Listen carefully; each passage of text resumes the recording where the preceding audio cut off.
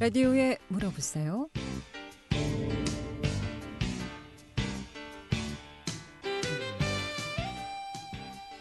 여러분 안녕하십니까? 라디오에 물어보세요. 진행의 김혜정입니다. KBS 원주방송국 라디오에 물어보세요는 매주 월요일부터 금요일까지 우리 생활과 밀접한 다양한 분야의 생활 상담을 해드리고 있습니다. 오늘은 한상용 세무사 모시고 세무 관련해서 상담하도록 하겠습니다. 오늘은 주택 관련 중요 개정 사항에 대해서 알아보도록 하겠습니다. 내년부터 1세대 1주택 비과세 보유기간 기준이 달라진다고 하는데 어떻게 달라지고 세금 부분도 어떻게 좀 적용되는지 자세히 상담하겠고요. 이 밖에도 취득세, 증여세, 상속세 등 세무 관련해서 세금 관련해서 궁금증 전화 주시면 바로 상담 받을 수 있겠습니다. 이용을 상담 전화번호 알려드립니다. 이용을 상담 전화는 764국에 6335번, 764국에 6336번 또는 50원의 정보 이용료 있는 문자 샵 8950, 샵 8950으로 상담해 주시면 되겠습니다. 이용을 상담 전화 다시 한번 알려드립니다. 이용을 상담 전화는 764국에 6335번, 764국에 6336번 또는 50원의 정보 이용료 있는 문자 샵 8950으로 상담해 주시면 되겠습니다. 한상용 세무사 모시겠습니다. 안녕하십니까? 네, 안녕하십니까? 네. 자, 1세대 1주택 비과세 부분에 대해서 좀 알아보도록 하겠는데요. 일단 내년 1월 1일부터 보유기간 산정 기준이 좀 달라진다고요? 네, 기존의 1세대 1주택은 양도 시점에서 네. 남아있는 1주택의 1세대 1주택 요건만 검토하면 됐는데 내년부터는 다주택자들이 최종 1주택이 남았을 때 보유기간 산정 기준이 좀 바뀌게 됩니다. 먼저 1세대 1주택 요건을 비과세 요건을 좀 살펴보면은 네. 말 그대로 1세대가 하나의 주택을 2년 이상 보유해야 됩니다. 보유 요건이라고 하고 만약에 조정 대상 지역이라고 하면은 2년 거주 요건까지 있습니다. 그런데 거주까지 해야 네네. 된다는 그런데 말씀이시죠? 이제 2년 보유 요건이 내년부터는 처음부터 1주택을 보유하신 분들은 2년 이상 보유하시면 상관없겠지만 다주택자에다가 다른 주택을 다 처분하고 한 주택만 남았을 경우에 2년 보유 요건이 한 주택만 남은 시점부터 보유 요건 2년을 기산하게 됩니다. 그래서 이제 전체 취득서부터 2년을 넘겼다고 하더라도 혹여나 이제 1주택만 남은 시점에서 2년이 안 되면은 비과세가 배제될 수도 있습니다. 예, 상담 전화 먼저 받도록 하겠습니다. 764국에 6335번 전화 주셨습니다. 연결하겠습니다. 여보세요. 예, 제가 지금 1가구 1주택인데요. 네. 제 딸아이를 같이 네. 지금 주소가 돼 있는데, 네네. 제 딸아이를 세대 분리를 해놓으면, 네. 1가구 2주택에 걸리지 않잖아요. 집을 하나 더 살려고 그러거든요. 집을 하나 더 취득하시게요? 네, 지금 현재는 네. 같이 돼 있어요. 주민등록에. 네. 일단은 따님 나이가 어떻게 되시나요? 예, 만 33세죠. 33세고요. 만약에 이제 세대 분리 요건이 네. 결혼을 하셨거나 네. 또는 30세가 넘으면은 주소를 바꿔놓으면은 세대 분리는 가능합니다. 그렇게 네. 되면은 각각의 별도 세대니까 주택을 하나 취득해도 이제 주소가 같다 그러면 1가구 2주택으로 판정될 우려가 있는데 그렇게 세대 분리를 해 놓으시면은 괜찮습니다. 네. 그리고 네. 제가 지금 가계약을 하나 받아놓은 게 있는데 집을요. 네. 그건 법률 상담에 해당되나요? 네, 아마 그럴 것 같습니다. 네. 근데 지금 네. 네. 그러면 그거를 지금 돈을 받았을 경우에 그거를 제 네. 딸아이로 하면 네네. 제가 얼마까지 그 돈을 퍼날르면 네. 면세가 되나요? 왜 그러냐면 집을 살 때 네네. 제 돈으로 사야 되거든요. 네, 그렇죠. 자산 취득 자금 때문에 그러신 거죠? 네, 제 딸아이 앞으로 돈을 퍼넘겨야 되는데 네네. 얼마 한 번에 얼마씩 보통은 하면 이제 증여 같은 경우는 10년 합쳐서 이제 자녀분 직계 존비속간에는 5천만 원까지는 비과세가 됩니다.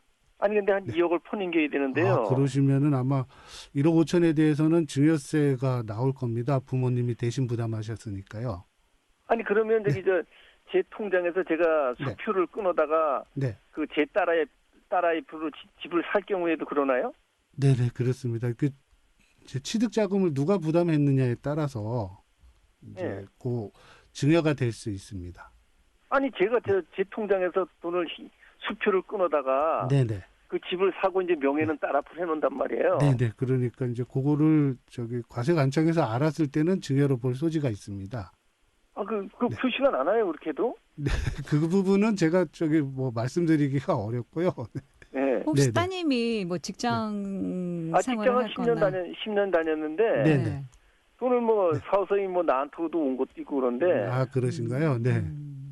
그래서 따님이 이렇게 그런 부분들은 지금 말씀드리기는 그렇고 혹여 좀 필요하시면은 저희 사무실 방문하셔서 좀 상담을 부탁드리겠습니다. 네. 네. 아니 그러니까 제가 이제 여쭤보는 거는 제 수표를 갖다가 집 한 사람한테 갖다가 줘야 되잖아요. 네, 그러시죠. 네. 아, 그런데 그거를 갖다 줬는데 명예는 제 딸 앞으로 해요. 네네네. 근데 그게 어떻게 그게 증여로 보일까요, 그게? 왜냐면은 그 자녀분은 그러니까 과세관청에서 그걸 알게 되면은 이제 증여로 봐서 과세가 되는 거고요. 만약에 모르면은 그냥 넘어갈 수도 있는데 문제는 이제 그런 부분들은 좀 민감한 부분이라 돈의 흐름을 관세청에서 실제 증여라는 거는 본인이 집을 샀어야 되는데 본인이 부담하지 않았으면은 부모님이 대신 대준 거잖아요. 네, 그러면은 증여로 보게 됩니다. 아, 참. 그러면 제가 지금 통장에서 통장에서 한 2천만 원씩 이렇게 서서히 넘기는 건 괜찮은가요? 아, 그것도 과세관청에서 알면 다 증여가 됩니다. 네. 아, 그런데 그렇습니까? 아이고, 골 아프네. 네네. 네. 알겠습니다. 네, 고맙습니다. 라디오에 물어보세요. 오늘 세금 관련해서 상담하고 있습니다. 특히 이제 주택 보유에 따라서 세금이 1세대 1주택이라도 기간에 따라서 또 세금이 달라진다고 하는데 오늘 개정된 세금 내용에 대해서 좀 알아보고 있습니다. 이 밖에도 이렇게 취득세라든가 증여세, 상속세, 근로소득세, 종합소득세 모두 좋습니다. 이용하시 상담 전화 764국에 6335번, 764국에 6336번. 또는 50원의 정보 이용료 있는 문자 샵 8950으로 상담해 주시면 되겠습니다. 자, 그렇다면 일시적으로 2주택이 되는 경우 있지 않습니까? 네네, 불가피하게 집을 구입하는 경우 인사이동으로 인해서 이런 경우에도 그럼 적용이 이런 경우는 어떻게 일시적 2주택인 경우에는 이 상황에서 빠지는데 문제는 거기에 복잡하게 얽혀가지고 각 사례별로 다릅니다. 이제 국세청에서도 여러 가지 사례들을 지금 지침을 내놨는데 그것들이 각각 다르고 판단하는데 어려움이 있어서 혹여나 주택을 여러 채 구입하셨다가 최종적으로 1주택이 되신 분들은 양도하시기 전에 미리 상담을 받아보시기를 권합니다. 그럼 이런 경우에도 2021년 1월 1일 이후 양도분부터 적용이 되는데 그렇습니다. 일시적 2주택자는 이제 제외될 수 있다. 기간에 따라서. 계속해서 상담 전화 받습니다. 이번에 764국에 6336번 전화 받습니다. 여보세요? 네. 여쭤볼 게 있었어요. 네, 말씀하세요. 네. 저희가 지금 여기 시골에 와서 사는 지 제가 한 14년에서 땅 상업까지는 16년 됐거든요. 네. 근데 저희 딸한테 저희 집을 1억에 세를 주고 왔었어요. 걔네가 세를 살아서. 그랬는데 걔가 불행한 일이 생겨가지고 그 남편이 없어요. 그래서 그 어른이 된 아기가 그 장애를 혼자 키우고 있어요. 그래서 인천 저기다가 1억 2천을 주고 집을 샀는데 그걸 제 이름으로 샀거든요. 그런데 그게 1가구 2주택이 되나요? 1억은 그 딸내 돈이고 제가 이제 거기 이전하는 거하고 2천 더 보태서 그걸 샀거든요. 그러신가요? 그러면은 지금 현재 좀 정리를 해보면은 따님 주택에 세 들어 사시는 거고요. 명의는 따님으로 돼 있고요. 1주택이 하나의 주택이. 걔가 사는 거가 제 이름으로 샀어요. 제가 그러신가요? 여기 따님이 네. 어머니 네네. 소유 아파트에 전세를 살고 있다가 전세를 살았었어요. 네네. 예, 이번에 와서 어머니 네. 일단 옆에 라디오를 켜 놓으셨죠? 볼륨을 좀 줄여 주시고요. 아니 거리가 먼데 꺼야 되나요? 네네네. 네. 네, 껐어요. 네네. 그러면은 지금 그 주택을 총 소유하신 분이 네. 그 2주택 이상인가요? 아니요, 저는 저기 농촌에서 농사지면서 이 집을 짓고 살고 그때 딸이 전세를 제가 살던 아파트로 이제 1억을 주고 들어왔어요. 그 따님한테 세를 주신 거고요. 그렇죠, 실준 거죠. 네, 그러면 어머님 명의로 집이 지금 두 채이신 거죠? 네네, 하나는 그거 10몇 평 되는 거고 조금 애 사는 거는. 네네. 근데 1가구 2주택이 걔 돈이 1억이 들어가서도 그게 제 이름으로 돼 있어서 되는 건지. 네, 일단은 명의 기준으로 판단을 하셔야 되고요. 네. 그래서 이 경우에는 그 주택 두 개 다 지금 뭐 구입하신 지는 오래되셨잖아요. 오래됐죠. 10년 넘었죠. 그러면은 1가구 2주택입니다. 1가구 2주택이에요? 네네, 맞습니다. 그러면은 제가 만약에 농촌에 있는 집을 처분을 하게 되면은 어떻게 되는 거예요? 그 처분하면은 그 차익이 얼마냐에 따라서 세금을 내셔야 됩니다. 취득세는 몇 프로예요? 취득세는 안 내시고요. 양도세?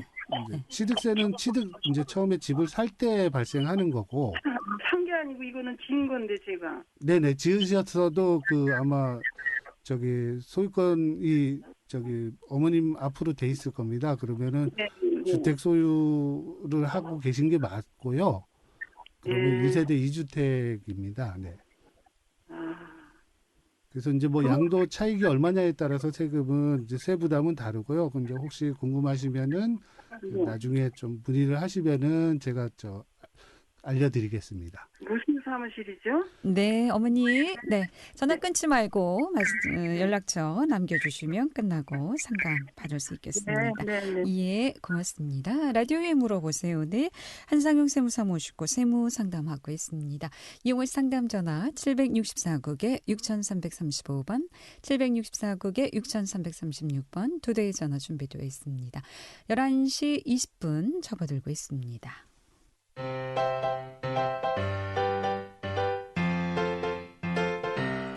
건강정보와 생활정보를 전문가가 직접 상담해드리는 라디오에 물어보세요는 매일 11시 5분부터 40분까지 생방송으로 진행됩니다. 이 방송은 KBS 원주라디오 유튜브 채널을 통해 다시 들으실 수 있습니다.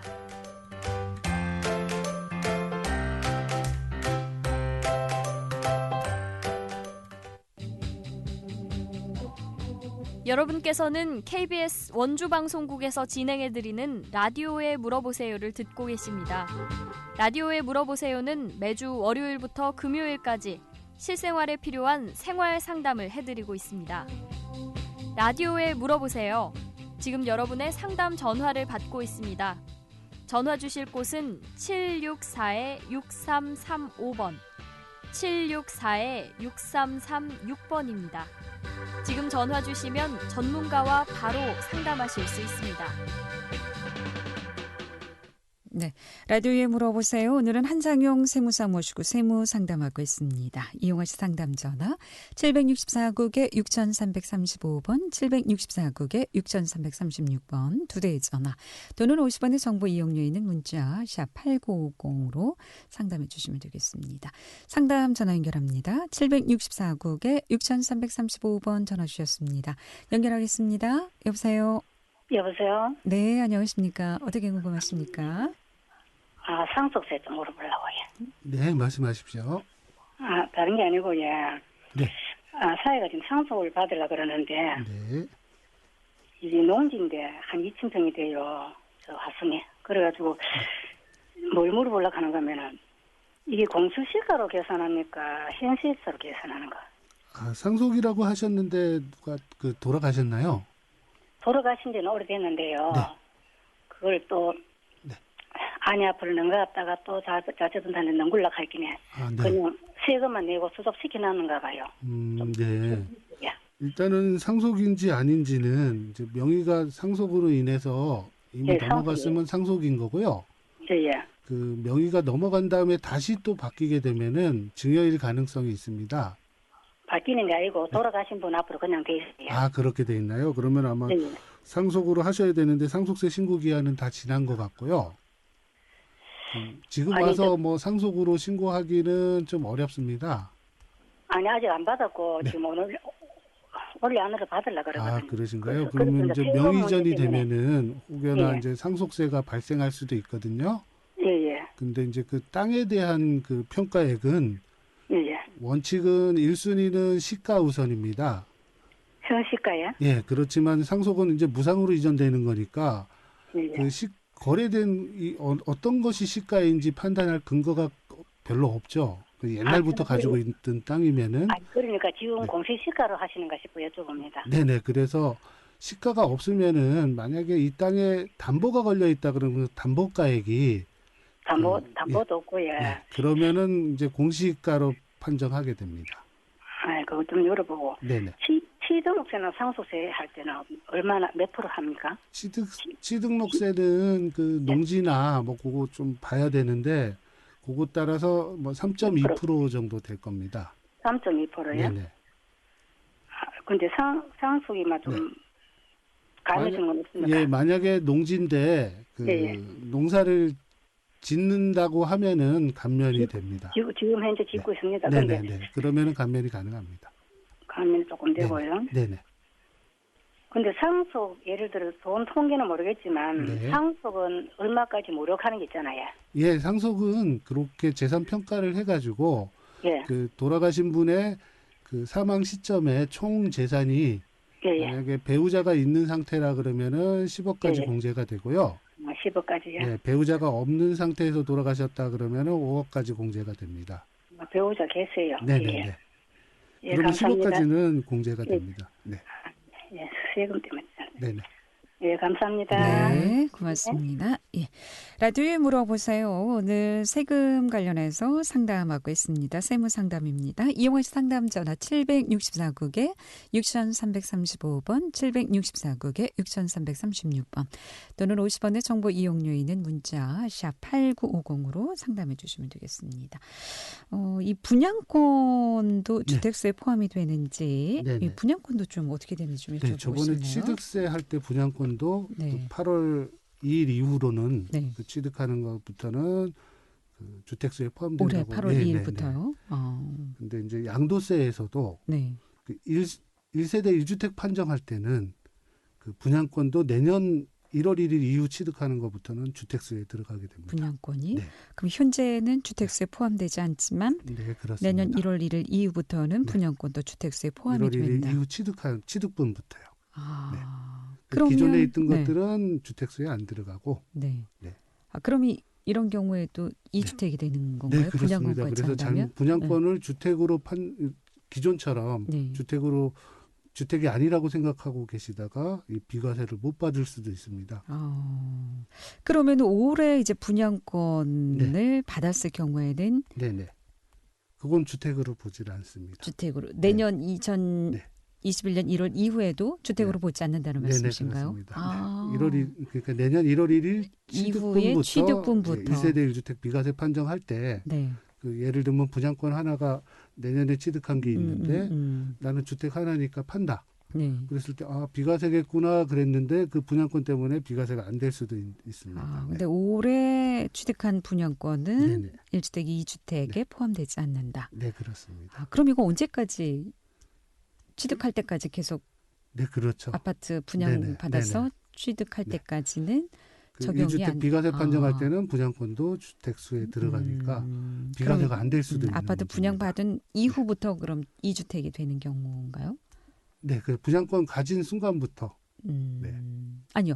지금 분양권이 있는 경우에는 2주택에서 제외가 되지 않습니까? 그렇죠. 그렇다면 지금 분양권이 있는 지금 분양권을 가지고 내년에 아파트를 이제 취득하게 되면 그 취득 시점부터 2주택으로 본다는 말씀이시죠. 그런 경우에는 어떻게 해야 되죠? 빨리 뭐 처분을 해야 되는 건가요? 아니면 어느 정도 보유 기간이 좀 있나요? 일단은 뭐 일시적 2주택 비과세가 있으니까 그 주택 취득하고 나서 다시 이제 2주택 일시적 2주택인지 이제 그런 것도 판단을 해야 됩니다. 그럼 일시적 2주택인 경우 이렇게 됐을 경우에 올해 분양권을 받아서 내년에 뭐 한 5월에 아파트를 취득하면 2주택이고 그럼 그 어느 정도 기간 동안 취득 시점부터 일시적 2주택은 그 먼저 취득한 걸 9주택이라고 하고 새로 취득한 거를 신주택이라고 하면은 이제 9주택 취득하고 1년이 지난 다음에 그 신주택을 취득해야 되고요. 그 신주택 취득하고 나서 3년 내에 파셔야 됩니다. 3년 이내에 판매. 그럼 3년까지는 보유해도 괜찮다. 네, 그렇습니다. 라는 말씀이시군요. 이제 팔 시간을 주는 겁니다. 3년까지? 네네. 예.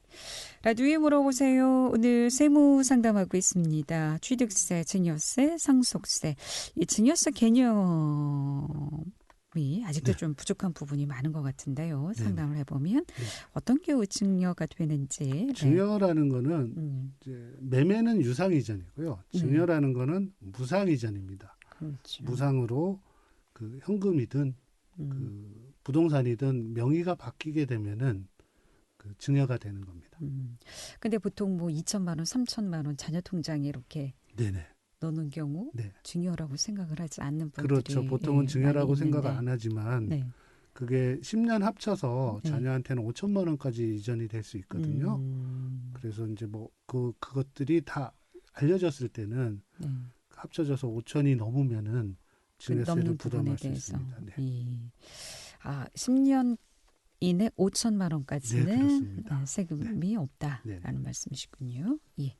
라디오에 물어보세요. 늘 세무 상담하고 있습니다. 네.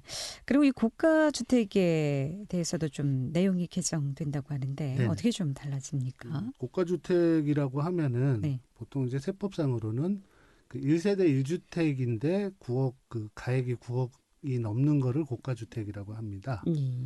근데 이제 고가 주택도 1세대 1주택이다 보니까 그 1세대 1주택 비과세 혜택을 주고 있습니다. 그래서 9억까지는 비과세고 9억 초과분만 이제 양도세 부담을 하고 있는데 상담 전화 먼저 받도록 하겠습니다. 764국에 6335번 전화 주셨습니다. 연결하겠습니다. 여보세요. 네, 여보세요. 네, 안녕하십니까. 네, 세금에 대해서 여쭤볼게요. 네네. 네, 밭을 샀거든요, 밭을. 네. 네, 어쩌다 밭을 샀는데, 그게 7년 지나서 팔면은, 그 세금이 없다 그러더라고요. 예. 그거는 아마 좀, 자경을 말씀하시는 것 같고요. 예. 8년 이상입니다. 8년 자경이고요. 네네네. 그 세법에서는 그 자경이라는 의미를 본인이 해당 주소지에서 땅이 있는 주소지에서 8년 이상을 자기의 노동력 2분의 1 이상을 투입해서 직접 농사를 짓는 것을 의미합니다. 그래서 혹여나 다른 직업이 있거나 그 직업으로 인해서 소득 금액이 총급여와 소득 금액이 3,700이 넘으면 안 되고요. 3,700이요? 네네. 올해부터는 또 혹시나 다른 사업을 하고 있으면은 그 업종별로 다르긴 한데 그 복식부기 이상의 수익 금액이 발생하면은 그 해는 그 농사를 실제 지었다고 해도 인정을 안 해주게 됩니다. 그래서 제가 농사 짓다가 요즘에 코로나하고 그래서 제가 직업을 선택했거든요. 그러신가요? 네. 그래서 그것도 그 수입이 들어오면은 아마 안 되겠죠? 네, 일단은 수입이 있으면은 이제 다른 일을 하면서 농사 짓기가 좀 어렵다고 보는 거거든요. 그렇지만 실제 농사를 지었으면은 상관은 없습니다. 그렇지만 좀 전에 말씀드렸다시피 소득 금액 3,700 이상이거나 그 수입 금액이 복식부기 이상이면은 그 해에 한해서는 무조건 실제 저었다 그래도 농사 안 지은 걸로 부인당하게 됩니다. 3,700까지는 괜찮은데 네네, 그렇습니다. 3,700이 넘어가면 1년 그 한 해는 농사 경작으로 맞습니다. 보지 않는다. 그 수익 금액이 잡힌 해는 농사를 짓는 걸로 보지를 않게 됩니다. 9년까지는 8년 이상 그렇게 해서 그 해를 제외하고 8년을 채워야 됩니다. 그러면 만약에 이제 그거를 팔면은 8년 지나서 팔고 그 1년 동안 수입이 있었고 그거 빼고 그러면 뭐 네, 빼고 8년을 채워야 8년 되는 거죠. 넘어서 네, 팔아야 그렇습니다. 그런 게 되겠네요. 네, 맞습니다. 네. 예, 잘 알았습니다. 네, 고맙습니다. 아, 직접 작용을 하더라도 수입이 있는 해는 또 경작에서 제외가 그렇습니다. 되나요? 이제 실제 다른 직업이 있는데 농사를 졌냐 안 졌냐 이거 가지고 하도 소송이 많다 보니까 그 소송에 또 국세청도 다 투입을 해야 되고 그러다 보니까 아예 법조항에 그 다른 직업이 있거나 그 사업 소득이 있으면은 그 예외 조항을 두었습니다. 근데 이제 사흘은 뭐 일을 해서 수입이 있는 거고 사흘은 또 농사를 짓고 이런 경우도 있을 텐데 그런 그렇지만 다른 데 종사하면서 농사짓기는 힘들다고 보는 게 이제 일반적인 통설이고. 네, 그렇습니다. 라디오에 물어보세요. 오늘 세무 상담하고 있습니다. 함께하고 계신 지금 시각 11시 32분 지나고 있습니다.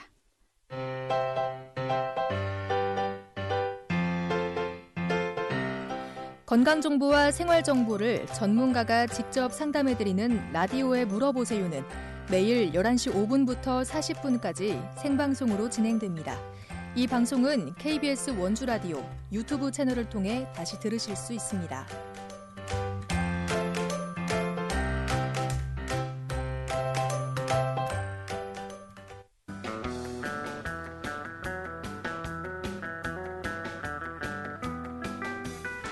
여러분께서는 KBS 원주방송국에서 진행해드리는 라디오에 물어보세요를 듣고 계십니다. 라디오에 물어보세요는 매주 월요일부터 금요일까지 실생활에 필요한 생활 상담을 해드리고 있습니다. 라디오에 물어보세요. 지금 여러분의 상담 전화를 받고 있습니다. 전화 주실 곳은 764-6335번, 764-6336번입니다. 지금 전화 주시면 전문가와 바로 상담하실 수 있습니다. 네, 라디오에 물어보세요. 오늘은 한상용 세무사 모시고 세무 상담해드리고 있습니다. 6086번님 문자 상담을 해주셨는데 이 내용은 법률 상담 때 상담 하도록 하겠습니다. 자, 고가주택의 개념에 대해서 그리고 고가주택의 혜택에 대해서 앞서 말씀드리다 말았죠. 다시 좀 정리해 보도록 하겠습니다. 네, 그 1주택인 고가주택에 대해서는 9억 초과분만 9억까지는 비과세라고 9억 초과분만 과세를 합니다. 그렇지만 또 1주택이기 때문에 또 다른 혜택을 주는데요. 그 양도차익의 9억 초과분에 대해서도 양도차익의 80%까지는 이제 1년당 8%씩 해서 최대 10년 보유하면 80%까지 장기보유 특별공제를 적용해 줍니다. 일반적으로 장기보유 특별공제라고 하면은 부동산을 3년 이상 보유했을 때 1년당 2%씩 공제를 해서 최대 15년 보유하면은 30% 이제 오랫동안 보유했기 때문에 그 혜택을 주는 거를 의미하는데 그 고가주택에 대해서는 80%까지 주고 있었습니다. 그러다가 이제 그 고가주택이 투기의 목적이 되는 것들을 방지하기 위해서 2018년부터는 2년 거주 요건을 두었습니다. 그래서 2년 거주를 해야지만 그 80% 혜택을 주고 만약에 2년 거주를 안 했다 그러면은 그 일반적인 30%를 적용하도록 되어 있습니다. 이 규정이 그 내년부터 다시 바뀌는데요. 내년부터는 그 보유 요건하고 거주 요건을 각각 분리해서 그 1년당 4%씩 해서 최대 10년 보유하면 40%, 그 보유 기간별로 40%, 그리고 거주 기간별로 40% 이렇게 각각 분리를 했습니다.